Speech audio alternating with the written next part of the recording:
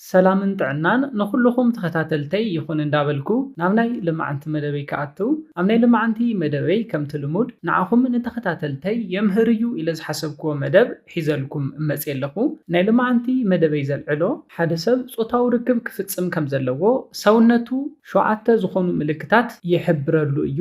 ነዞም 7 ምልክታት ኣብ ንሪእሉ ግዜ ጾታዊ ርክብ ክንፍጽም ከም ዘለና ሰውነትና ይሕብረልና ከም ዘሎ ዘርእዩ እዮም። ሸለል ክንብሎም እውን እየብልናን እስካብ ናይ መደበይ ፍጻመ ሓቢርኩም ንጽንሑ።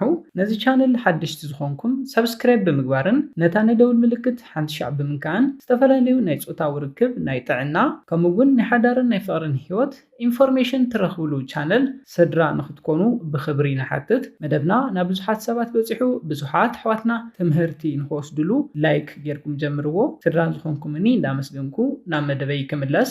ጾታዊ ርክብ ንናይ ደቂ ሰብ መዓልታዊ ምንቅስቓስ ብጣዕሚ ኣገዳሲ ዝኾነ ናቹራል ሲስተም እዩ።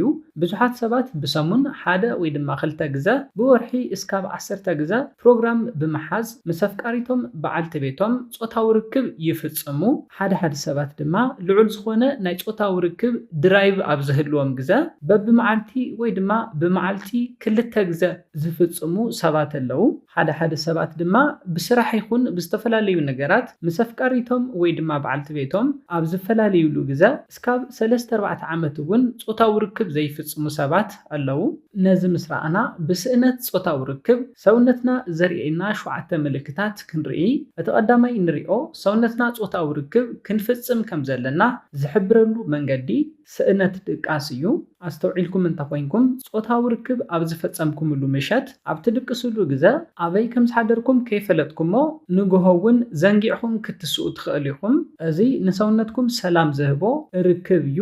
ጾታዊ ርክብ ኣብ ሰውነትና ኦክሲቶሲን ዝበሃል ሆርሞን ብምፍልፋል ዝሓሸ ድቃስ ንኽወስደና ዝገብር እዩ ጾታዊ ርክብ። ሓደ ሰብ ካብ ጾታዊ ርክብ ኣብ ዝረሕቐሉ ግዜ እዚ ሆርሞን እዚ ኣይፍልፈልን።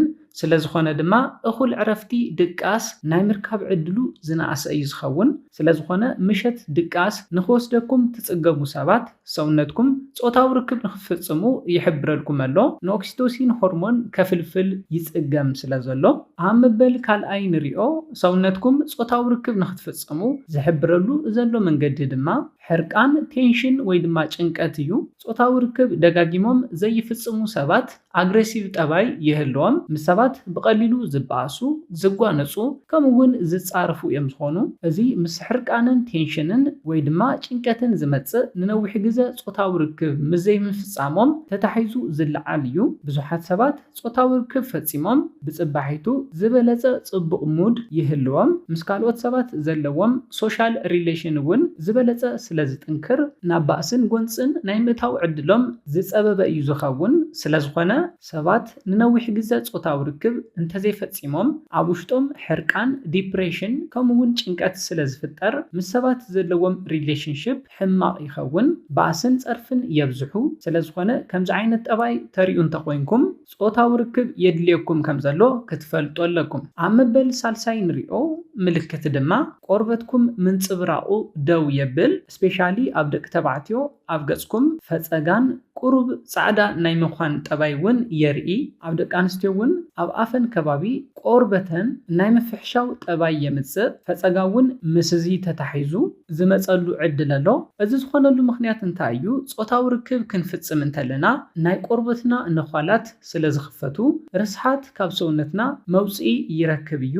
ስለ ዝኾነ ኣብ ገጽና ዝቕመጥ ምንም ዓይነት ርስሓት ኣይህልዎን። ጽሩይ ቆርበት ይህልወና፣ ፈጸጋ እውን ኣይወፀናን፣ ቆርበትና እውን ናይ ምንጽብራቕ ዓቕሚ ይህልዎ።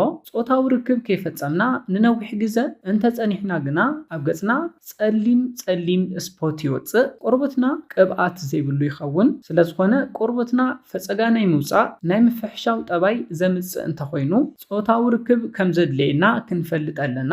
ኣብ መበል 4ይ ንሪኦ ሰውነትናን ጠባይናን ጾታዊ ርክብ የድልየና ከም ዘሎ ዝሕብረሉ ምልክት ድማ ኣብ ማሕበራዊ ህይወት هيوتنا زدخمنا إنا نخون صوتاو ركب بتدقاقامي زفتصمو سبات سبيشالي دما دك تبعتيو مس غوربابتي مس محفرسب زلوم مقرراب بلوص يزخون دقانستيون بلوص عقباي ناي صوتاو ركب هيوت انتحاليون مس غوربابتن مس محفرسبن زلوون مقرراب بلوص يخون صوتاو ركب زي فتصمو سبات دما طبايوم ناي منصرصار ناي محراب مخراين ስለዝኾነ ይትረፍ ምስ ጎረባብትን ምስ ማሕበረሰብን ምስ ነብሶም ውን ሰላም ኣይህልዎምን ስለዝኾነ እዚ ውን ጾታዊ ርክብ ከም ዘድልየና ዝሕብረሉ ምልክት እዩ ኣብ መበል ሓምሻይ ንሪኦ ሰውነትና ዝሕብረሉ ምልክት ድማ ምስ ናይ ሰውነት ማቻ ዝተተሓዘ እዩ ምስ ኣፍቃሪቶም በዓልቲ ቤቶም ዕጋባይ ጾታዊ ርክብ ዘይፍጽሙ ኢቭን ጾታዊ ርክብ ዘይፍጽሙ ደቂ ተባዕትዮ ዓቕሚ ሰውነቶም እንዳቐነሰ ይኸይድ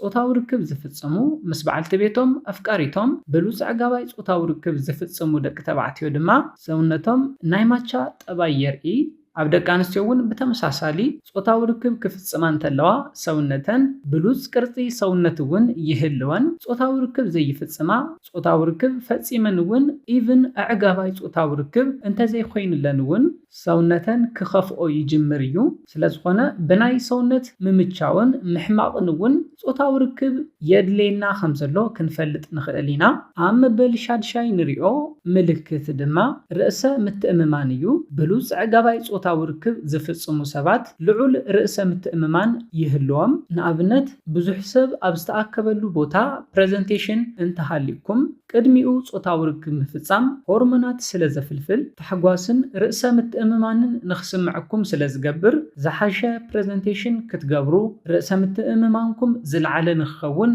ይሕግዝ እዩ ብተጻራሪኡ ድማ ካብ ጾታዊ ርክብ ንነዊሕ ግዜ ዝረሓቅኩም ሰባት ርእሰ ምትእምማንኩም ዝደኸመ እዩ ዝኸውን ምኽንያቱ እንታይ እዩ ምስ ጾታዊ ርክብ ተታሒዙ እውን ብሉጽ ዓቕሚ ሰውነት የብለይን ኢሉ ስለ ዝሓስብ እዚ ነገር እዚ ድማ ኣብ ኣእምርኡ ሻቕሎት ጭንቀት ቴንሽን ብምፍጣር ርእሰ ምትእምማኑ የቐንሶ እዩ ስለዝኾነ ርእሰ ምትእምማንኩም ዝቐነሰኩም ሰባት ሰውነትኩም ጾታዊ ርክብ ከም ዘድልዮ ክትፈልጡ ኣለኩም ኣብ መበል ሻውዓይን ናይ መወዳእታ ንሪኦ ሰውነትና ጾታዊ ርክብ ከም ዘድልየና ዝሕብረሉ ምልክት ድማ ናይ ጽምዋ ስምዒት ክስምዐና ይጅምር ሓደ ሰባት ጾታዊ ርክብ ደጋጊሞም ኣብ ዝፍጽሙሉ ግዜ ካብ ጽምዋ ስምዒት ይወጹ ትሕግዞ ትርድኦ ኣፍቃሪት ከም ዘለዎ ክስምዖ ይጅምር ነዚ ነገር እዚ ዘጠናኽረሉ ዘሎ ድማ ጾታዊ ርክብ እዩ ጾታዊ ርክብ ዘይፍጽሙ ካብ ጾታዊ ርክብ ንነዊሕ ግዜ ዝረሓቁ ሰባት ድማ ናይ ጽምዋ ስምዒት